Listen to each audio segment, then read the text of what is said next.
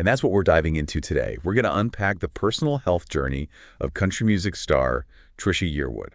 We'll look at how it really impacted her creative life in a big way. Right. So our mission here is to explore her experience, specifically with long COVID, and then this surprising therapy that she says helped her get her clarity back. And how that seemed to fuel a whole new chapter for her music. Yeah, a really significant new chapter. So what's great is we're drawing this directly from her own words, her own interviews and It observations. gives you a real window, doesn't it? It really does, a very personal glimpse into a health challenge and, how she navigated it. Okay, so let's get into it.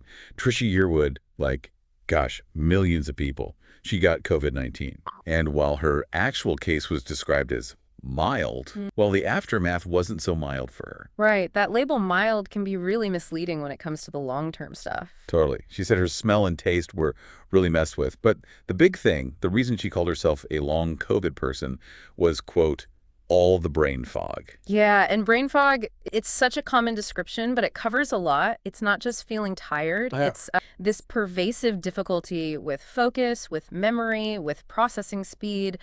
It can be incredibly debilitating, even if the exact, biological mechanisms are still being fully figured out. And she gave this really stark example, didn't she, to Bobby Bones. Yeah, that was quite striking. She said, I'm looking at a rolling pin and I can't name it. Just imagine that, a simple everyday object. It really brings home the severity, doesn't it? And the fear it must have caused. Absolutely. She actually wondered aloud. She said, so I either have early onset Alzheimer's or something's wrong. You can understand that fear when your own mind feels like it's betraying you with something so basic. Right.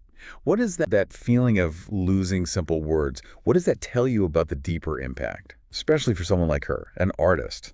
Well, it just underscores how fundamental our cognitive abilities are to, everything. Our daily functioning, sure, but also our sense of self, our confidence. For an artist whose tools are often words, concepts, memories, losing that grasp feels like losing a part of yourself or your ability to even do your work. It's profound. Yeah, it goes way beyond just physical symptoms. It hits your core. Definitely. It impacts your whole sense of agency in the world. So, okay, she's facing this really scary fundamental disruption. What did she do? Where did she turn? Well, after struggling with it for a while, Yeah. she eventually found a treatment that she credits with really turning things around for her. As therapy. Yeah. Low energy neurofeedback system. That's the one. And she was a bit wary at first, wasn't she? Like she didn't really broadcast that she was trying it. Exactly. She apparently said, I didn't tell anybody I was going because I was like, I don't understand what this does.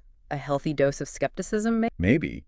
But then she felt a difference pretty fast. Yeah, remarkably fast, according to her account. She said, the first thing I noticed was I was sleeping better than I had slept in 10 years. That's often one of the first reported benefits, actually. Improved sleep quality. So how does this LENS therapy actually work in simple terms? Okay, well, without getting too technical, LENS is a specific type of neurofeedback. It uses extremely low-intensity electromagnetic fields, much weaker than, say, a cell phone. The idea is it reflects the brain's own activity back to it in a slightly modified way.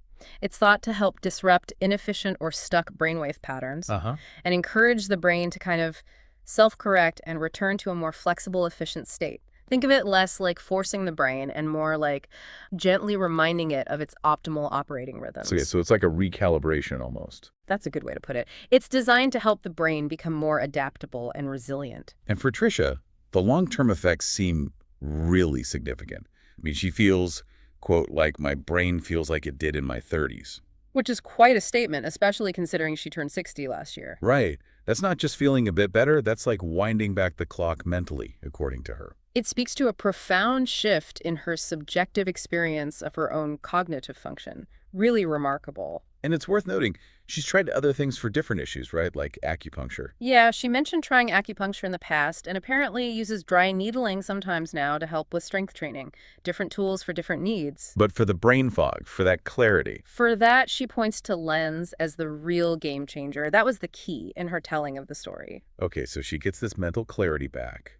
Feels like her younger self, cognitively. What happens next? How does this translate beyond just feeling better day to day? Well, this is where it gets really interesting for her career. That improved clarity seems to have directly fueled a major creative burst. You mean with the new album? Exactly. Her Yeah. upcoming album, The Mirror, which is coming out July 18th, this recovery is tied right into it. And this album is a big deal for her, creatively speaking. A couple of firsts, right? Huge firsts. Apparently, this is the first time that Yearwood flexed her songwriting muscles on an album. She's credited as a writer. After all these years and huge hits. Yeah. And not only that, it's also the first time she's co-produced the entire album. Co-producing and songwriting? Oh. That's taken on a lot more creative control. It really is. And think about that leap going from struggling to name a rolling pin Yeah. to having the mental energy, the focus, the confidence to write songs and co-produce a whole record. That's a massive shift. It suggests that the brain fog wasn't just an inconvenience. It was actively holding back that level of creative engagement. Precisely. Yeah. It demonstrates how vital that cognitive sharpness is for complex creative work, for taking those kinds of artistic risks and responsibilities. And fans, I mean, you got to know, fans have been waiting. Her last album was back in 21. There's definitely anticipation building for this one. Yeah. And The Mirror is described as being deeply personal, reflecting this new chapter for her. Makes sense, given the journey. It really frames the album in a fascinating way, doesn't it? It suggests this personal health battle and the recovery through Lennis therapy wasn't just something she went through before making the album. It seems like it directly enabled this new, more creatively involved chapter. It really highlights that powerful link between well-being and artistic output. So wrapping this up then, we've traced Trisha Yearwood's path from that really difficult, scary brain fog linked to long COVID. Gave her back her mental. Feeling like her brain was back in its 30s. Right. And then seeing how that clarity seems to have directly powered this new creative phase songwriting, producing her album, The Mirror. It's such a compelling reminder, I think. Sometimes tackling a personal health challenge, even one that seems cognitive rather than purely physical, can unlock totally unexpected growth, professionally, creatively. It just shows how interconnected our physical state, our mental state, and our ability to really thrive and create are. Definitely not separate boxes. Not at all. It's all deeply intertwined. So for you listening, maybe this deep dive sparks a thought. Are there any maybe seemingly small personal challenges or fogs in your own life that, if addressed, maybe even through unconventional means, might just open up unexpected doors or lead to a surprising new chapter? Something to think about, perhaps, as you navigate your own path.